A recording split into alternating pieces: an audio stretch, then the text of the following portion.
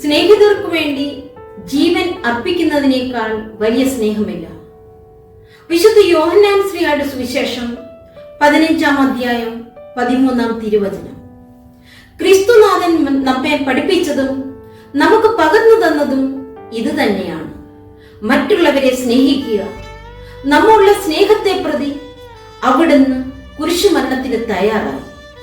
ഇന്നത്തെ ഈ ഇലക്ട്രോണിക് യുഗത്തിൽ നമുക്കും നമ്മുടെ മക്കൾക്കും നല്ല സ്നേഹിതരുണ്ടോ എന്ന് ചിന്തിക്കുന്നത് നല്ലതാണ്.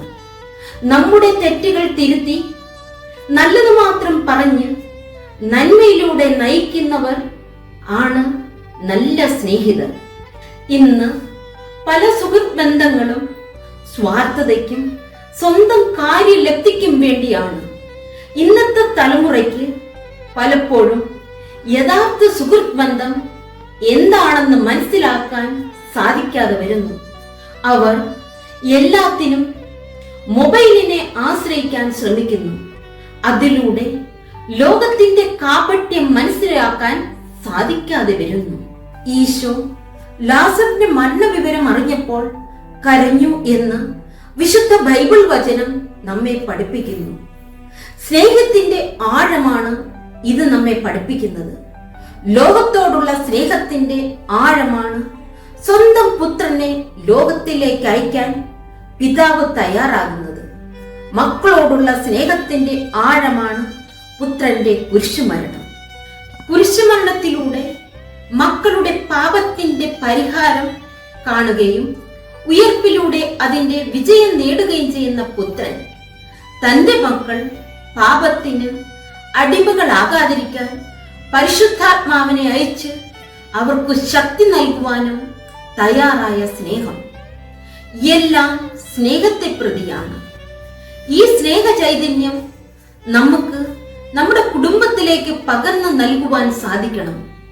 ഇന്നത്തെ തലമുറയുടെ ഏറ്റവും വലിയ പ്രശ്നം നല്ല സുഹൃത്തുക്കളെ തിരഞ്ഞെടുക്കുവാൻ സാധിക്കാത്തതാണ്. ചുരുങ്ങിയ പക്ഷം നമ്മുടെ മക്കൾക്ക് നമ്മൾ നല്ല കൂട്ടുകാരായി തീരാൻ ശ്രമിക്കാം.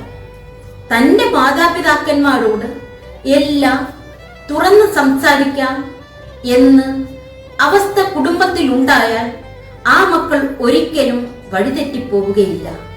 നമുക്ക് പലപ്പോഴും സാധിക്കാതെ വരുന്നതും അത് തന്നെയാണ്. നമ്മൾ ചിന്തിക്കുന്നത് പോലെ അവർ ചിന്തിക്കണമെന്ന് വാശി പിടിക്കാതെ അവരോടൊത്ത് ചിന്തിക്കാൻ ശ്രമിക്കാം. അങ്ങനെ കുടുംബത്തിൽ നല്ല സൗഹൃദ അന്തരീക്ഷം ഉണ്ടാക്കിയെടുക്കാം. അവരോടൊപ്പം കൂടുതൽ സമയം ചിലവഴിച്ച് അവർക്ക് നമ്മൾ നല്ല സുഹൃത്തായി മാറാം. അതുവഴി അവർ മറ്റുള്ളവർക്കും നന്മ നിറഞ്ഞ നല്ല സുഹൃത്തായി മാറും.